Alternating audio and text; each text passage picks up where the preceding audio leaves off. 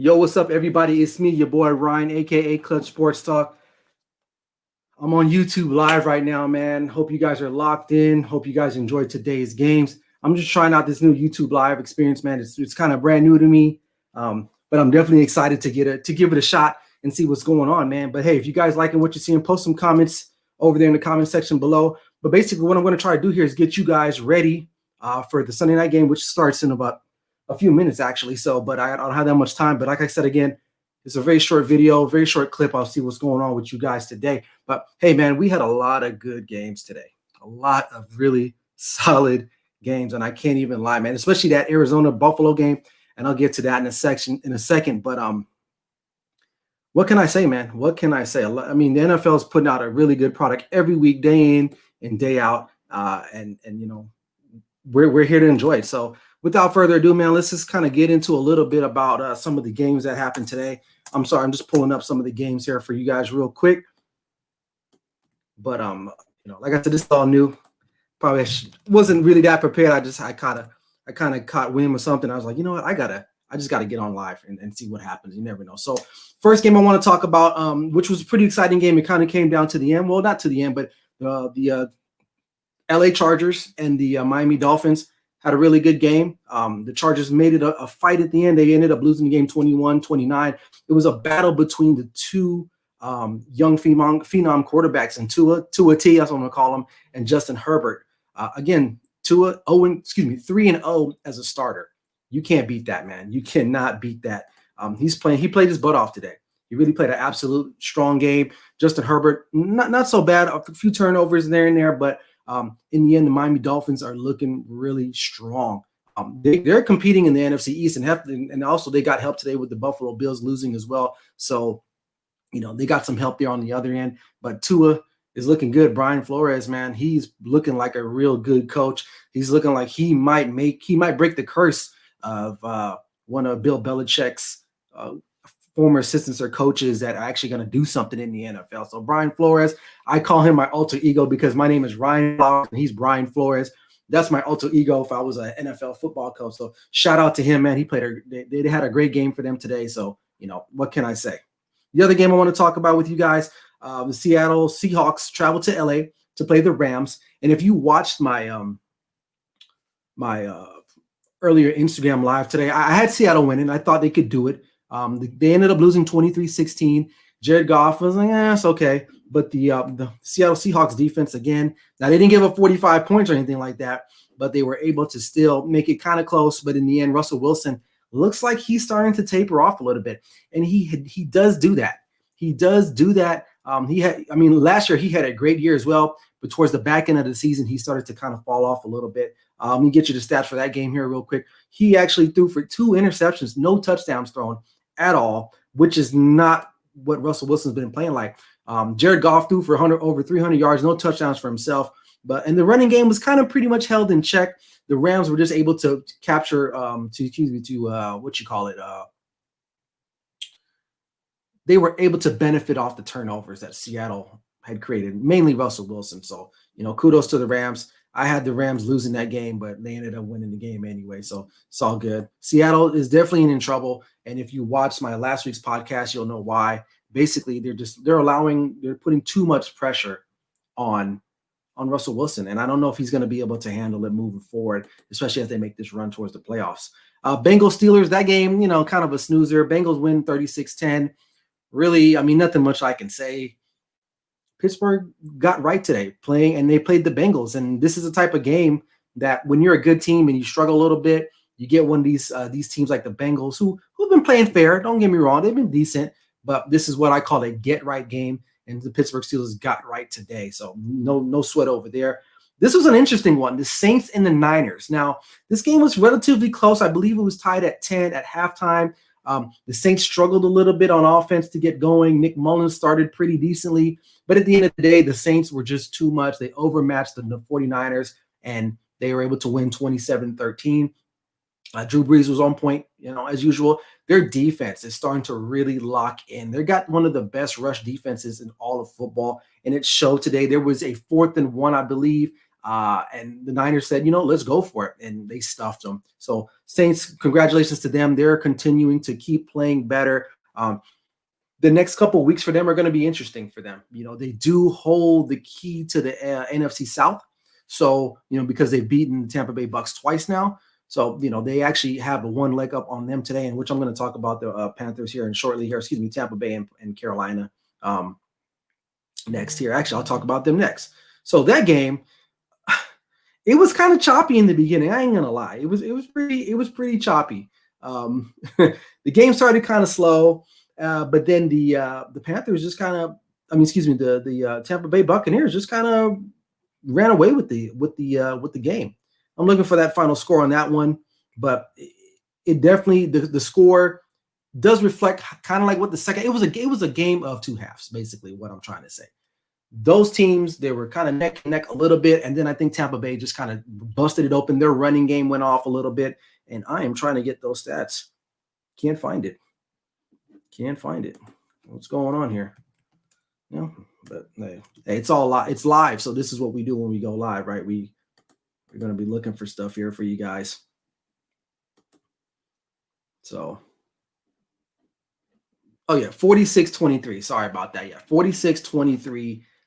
The game really, it wasn't that interesting of a game, but you can tell that the Tampa Bay Buccaneers kind of wanted to rid themselves of those demons from last week in regards to that whooping that they took place last week against the New Orleans Saints. So kudos to them. They actually got the win, and it looks like they're going to try to bolster themselves back up and get ready for the second half of the season. So Tom Brady, let's get the stat line on him for here. That game, he threw for 341, 3 touchdowns. Ronald Jones balled out, 23 carries, 192 yards rushing. You can't ask more for that. And it's funny because they added Leonard Fournette, but Ronald Jones is a really good running back. A lot of people don't really know too much of him. He's a USC product. I'm from LA. I'm from Cali. And I'm a USC Trojans fan. So when they drafted him a few years ago, I was kind of like, okay, he's not bad. He's got good size, good speed. But I guess they brought in Leonard Fournette to try to maybe encourage him to be better. But he's definitely has benefited from Leonard Fournette actually being on that team now. So shout out to him. The next game I want to talk about, if my computer would actually cooperate with me. I should have wrote all this stuff down, but like I said, it's live. It's my first one on here on YouTube. I'm usually more prepared, but hey, you guys are bearing with me. For those of you who are there, probably not that many, but it's all good. I feel you. Not sure what's going on here, but anyway.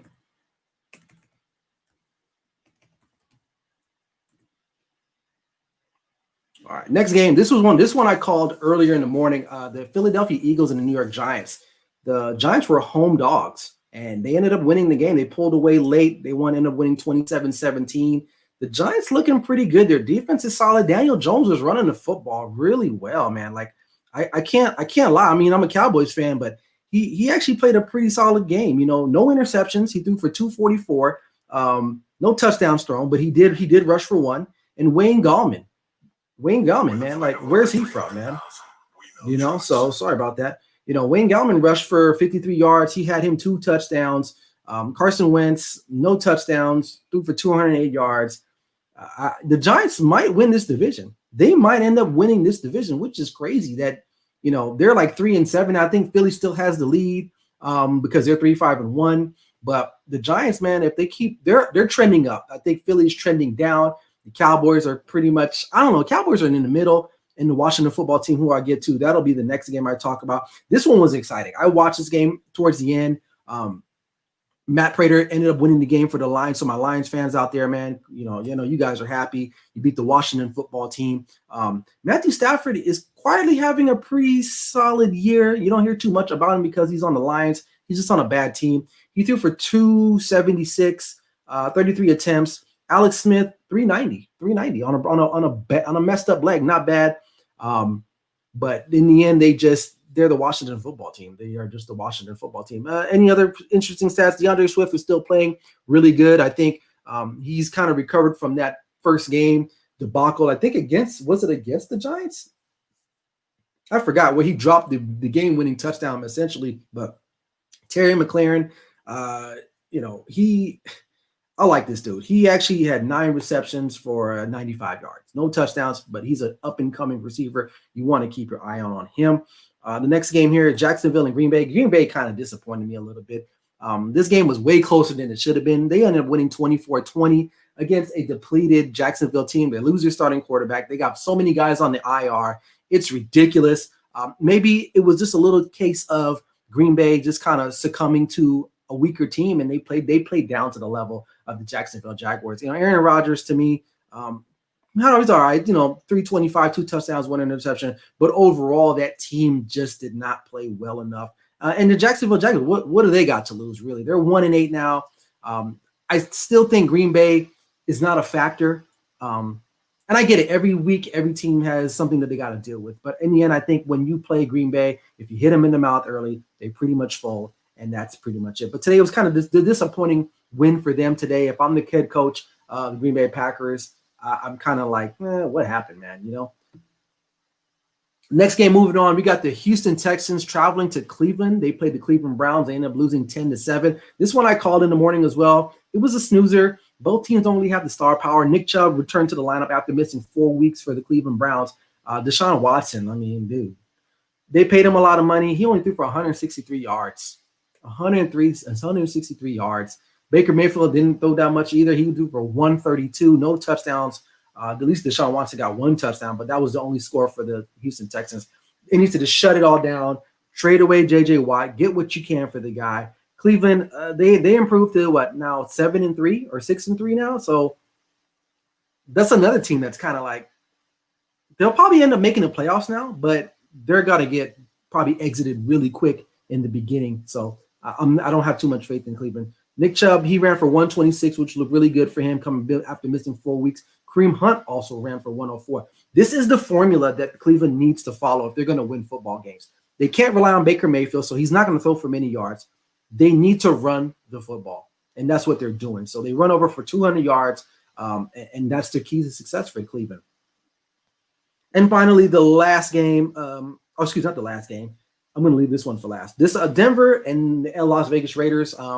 I picked Denver to win this game earlier today. It looks stupid. I get it. But the Raiders, man, I'm going to give them credit. They got what it takes to beat any team, man. What it's going to boil down to the Raiders is their defense when they start playing these upper echelon teams. And are they going to be able to slow down and stop certain teams? So they're 3-0 in division. They got a big game next week against the Kansas City Chiefs, who are coming into Las Vegas. I believe that game is on Sunday night. So that should be a dandy. Denver Broncos 3-6 now. It's like, or they might be 4-6 now. You got to it's done. Drew Lock is not the guy. You do got some weapons, on the outsides with Judy and Cortland Sutton, who's out for the year, I believe, if I'm not mistaken. But the Raiders are looking to be poised for a playoff run. Derek Carr having a pretty solid season.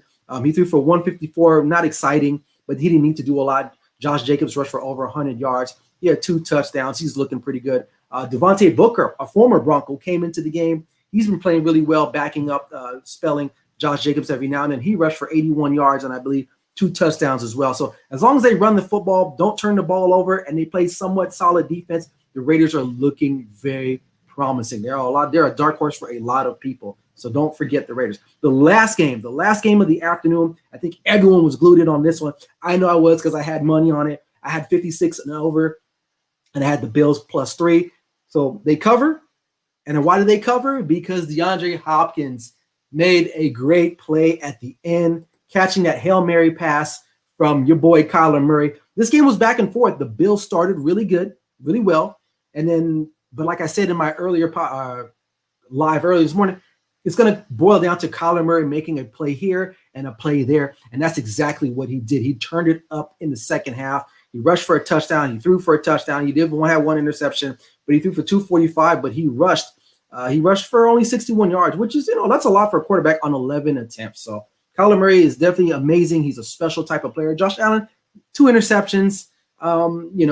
Their defense kind of shit the bed. Excuse my language, but they kind of shit the bed at the end of the game. Only 34 seconds left in the game, and you still allow a Hail Mary bomb. But DeAndre Hopkins, dude, the dude's got the biggest hands I've ever seen, and he came down with that Hail Mary pass. So make sure you go back and hit the highlights on that one. So that was it, man. So those are all the games. So yeah, so we got the Patriots on right now. Ravens, it just started. It's about 13 minutes. 13 minutes left in the first quarter. Baltimore 6-2. Patriots 3-5. You know, not looking good for them. Ravens should win this game all the way, easily, not a problem. So we'll just have to. You have to watch the game, but I think the Ravens will win the game.